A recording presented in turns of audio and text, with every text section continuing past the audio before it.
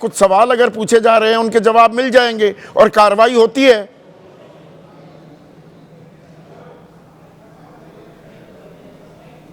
संदीप जी, मेरा एक तो निवेदन रहेगा, मुझे केवल 2 मिनट बोलने का समय दें बिना टीका टिप्पणी के। मैं कांग्रेस भाजपा या मोदी राहुल की बहस से ऊपर उठ के मैं तो देश के बारे में कुछ कहना चाहता हूं। और ये चिंता है मेरी कि 1947 में जब हम आज़ाद हुए थे, देश की साक्षरता दर बहुत कम थी, देश में शिक्षा ज़्यादा नहीं थी, लेकिन उस समय हमारी संसद का और हमारी राजनीति का क्या स्तर होता था। संसद के अंदर जो बहस होती थी वो कितनी शानदार होती थी, उन्हें अब भी हम पढ़ें, वो किताबों में रिकॉर्ड है। डॉक्टर लोहिया संसद के अंदर खड़े होकर नेहरू जी की कटु आलोचना करते थे, कहते थे नेहरू जी, देश में आम आदमी की आमदनी 3 आना रोज है और नेहरू जी के कुत्तों पर 300 रुपये महीना खर्च होता है। और नेहरू जी फिर भी उनकी इज्जत करते थे लोहिया जी की। चौधरी चरण सिंह क्या आंकड़े देते थे, किसान के पक्ष रखते थे और सरकार के ऊपर आरोप लगाते थे कि उद्योगपतियों की सरकार है।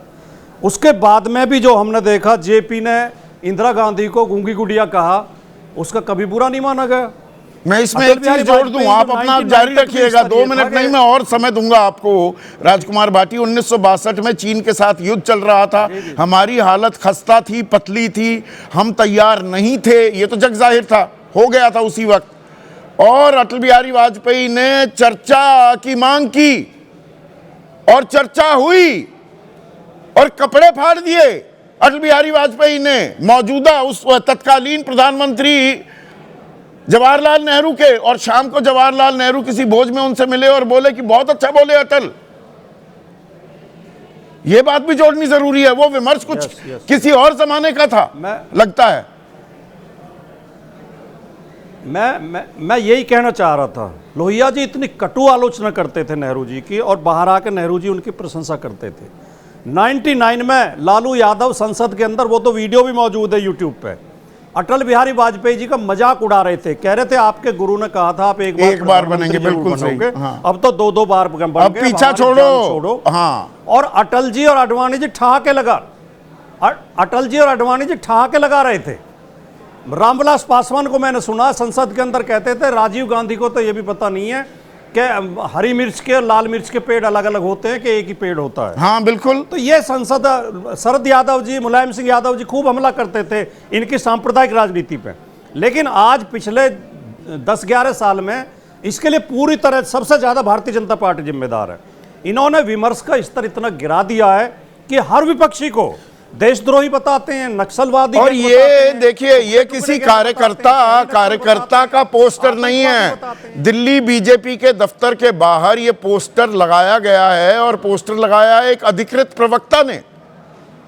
और जो ये बाकी बयान है अबोध बालक से लेकर विक्षिप्त, ये सांसद और मंत्री बोल रहे हैं, लुच्चा बता रहे हैं। मैं तो इस बारे में भी 2 बात कहना चाहता हूं। पहली बात तो उमर खालिद कोई अपराधी या आतंकवादी सिद्ध नहीं हुआ अभी न्यायालय से, उसके ऊपर केवल आरोप है, वो एक स्कॉलर है, छात्र है, पहली बात। दूसरी बात, अगर दिल्ली दंगों की हम याद करें, आपको भी संदीप जी अच्छी तरह याद होगा, जो इनके नेता कपिल मिश्रा, वो क्या भाषण दे के आए थे और अगले ही दिन दंगे शुरू हो गए थे। इस दंगे के लिए अगर सबसे ज्यादा कोई दोषी है तो कपिल मिश्रा और प्रवेश वर्मा है। प्रवेश वर्मा का भाषण था, पब्लिक में उन्होंने दिया था कि मुसलमानों से सामान मत खरीदो, इनको मारो, इन्हें तंग करो, ये हमारी बहन बेटियां उठा ले जाएंगे और फिर मोदी और अमित शाह बचाने नहीं आएंगे आपको। ऐसे भाषणों से लोगों में गुस्सा पनपा और नफरत पनपी। और कपिल मिश्रा ने कहा था अगर कल तक ये धरना खत्म नहीं हुआ, डीसीपी के सामने खड़े होकर कहा था, तो हम खुद हटाएंगे इनको यहां से, इन्हें मारेंगे, हम पीटेंगे। तो आप लोगों की अब भी मंशा यही है। देखिए, असल सवालों के जवाब तो मिल नहीं रहे। वो गाली, किसकी गाली, उनकी भद्दी है कि ये भद्दी थी, बस इसी का विश्लेषण करते रहे कि कौन ज्यादा निचले स्तर पर, निम्न स्तर पर पहुंच रहा है। राजकुमार भाटी, विपक्ष की तरफ से आपको कोई एक आध कोई खराब आदमी हमारी तरफ भी होगा, किसी की मिलजात छोटे स्तर के छोटे मोटे नेता की, बड़े नेता का कोई इतना खराब भाषण आपको नहीं मिलेगा जो माननीय मोदी जी विपक्ष के लिए खुद कहते हैं।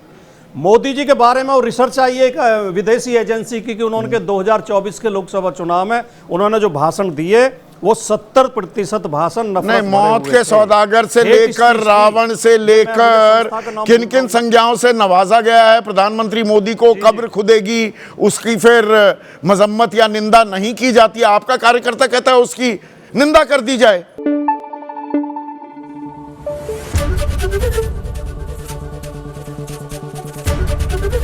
एबीपी न्यूज आपको रखे आगे।